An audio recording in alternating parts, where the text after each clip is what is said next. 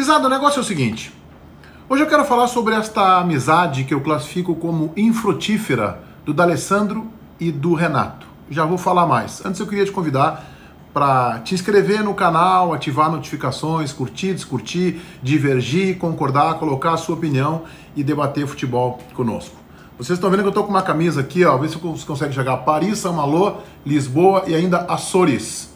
Né? Uma camisa que eu ganhei da minha esposa, da Lúcia Matos, que tem 4 localidades que nós gostamos muito e que a gente sempre que pode volta. Paris, não há nenhuma dúvida, todo mundo sabe, é capital do mundo.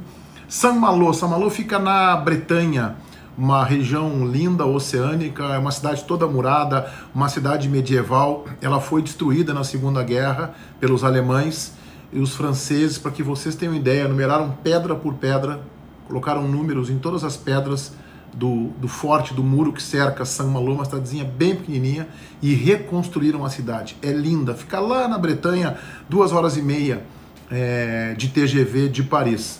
Também tem, qual é a outra? Ah, Lisboa, né? Lisboa é a nossa pátria-mãe, digamos assim, né? Uma cidade que não é boa só para visitar, deve ser linda também para morar. E os Açores, é o último tópico aqui, ó, Açores.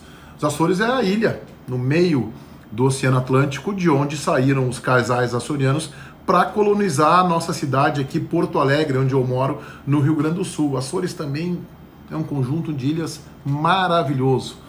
Eu me senti em casa quando eu fui nos Açores em fevereiro de 2017. É um negócio, foi uma viagem muito emocionante essa. Lá sei eu porque o meu pai é de origem portuguesa, minha mãe é italiana, da onde eu herdei o nome Meneghetti, mas é um negócio, os Açores, eu tive uma emoção quando eu pisei naquela ilha, é um negócio realmente impressionante.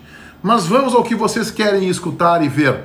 Vamos falar dessa relação, relação que já dura alguns anos de puxa-saquismo recíproco entre o maior ídolo do Grêmio, Renato Portaluppi, a diferença é que ele é o maior ídolo da história do Grêmio, e o maior ídolo do Internacional do momento, um dos maiores ídolos da história do Colorado, o argentino Andrés D'Alessandro.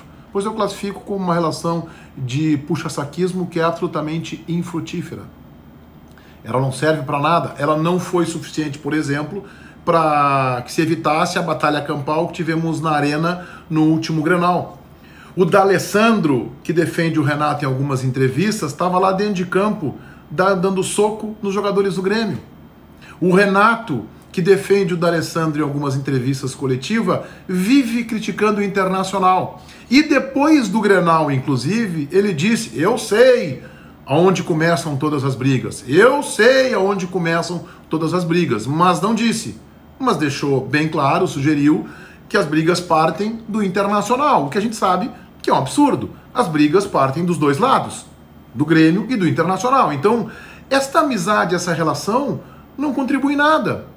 Eles não conseguiram tornar esta relação saudável. E agora eles têm uma grande oportunidade para isso.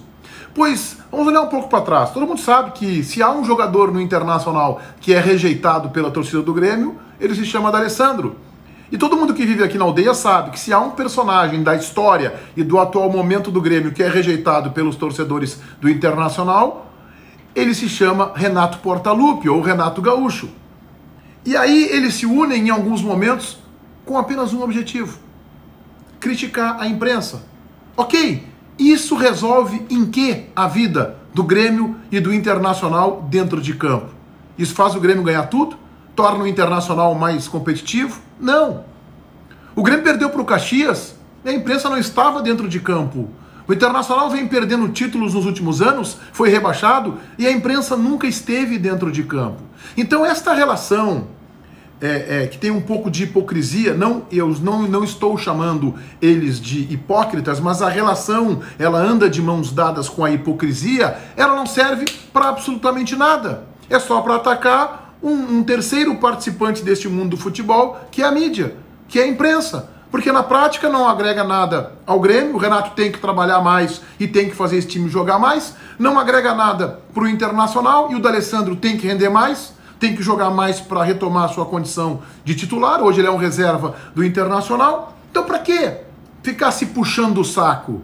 Será que o torcedor gosta disso? Me respondam aí nos comentários. Você gosta quando o Renato fica puxando o saco do D'Alessandro? Você gosta quando o D'Alessandro fica puxando o saco do Renato? Tenho dúvidas. Acho que não. Acho que não serve para nada. E espero que a partir de agora, neste momento tenso, nesta relação muito próxima do podre que estamos vivendo na rivalidade Grenal, ela ultrapassou os limites da intensidade, da epidermia, alguns limites que eram até aceitáveis, difíceis, mas aceitáveis, tangenciando uma relação perigosa. Então agora eles que entrem em campo. O Renato é o maior ídolo do Grêmio, o D'Alessandro é na atualidade o maior ídolo do Inter, então que se unam e convoquem entrevistas e chamem pelas mãos os seus presidentes que até agora não tiveram a capacidade de agir, e chamem também a Federação Gaúcha de Futebol e outras lideranças do Grêmio, o Maicon, por exemplo, o Diego Souza, do Internacional o Victor Cuesta, o Edenilson, o Guerreiro, enfim, o Jeromel do Grêmio, que aliás foi a melhor entrevista mais lúcida depois do Grenal, foi do zagueiro gremista Pedro Jeromel, pois que o D'Alessandro e o Renato usem essas suas lideranças para que se consiga ultrapassar este momento com mais calmaria.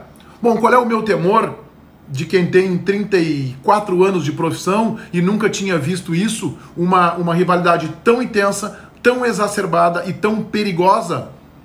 É que chegue na arquibancada, que chegue no entorno dos estádios. E nós temos um Grenal pelo Campeonato Gaúcho, vamos ver se a federação vai confirmar a sequência, a realização dos jogos. Nós temos um da Libertadores. Bom, se não acontecerem agora, eles vão acontecer ali na frente. A rivalidade, o torcedor, a rivalidade não perece. Esta raiva que um sente pelo outro, ela é colocada no freezer. Ela fica num pote no freezer. E quando tem o enfrentamento, o torcedor abre o freezer e se injeta daquela rivalidade. Aquele sentimento exacerbado, exagerado, e assim ele vai para o estádio.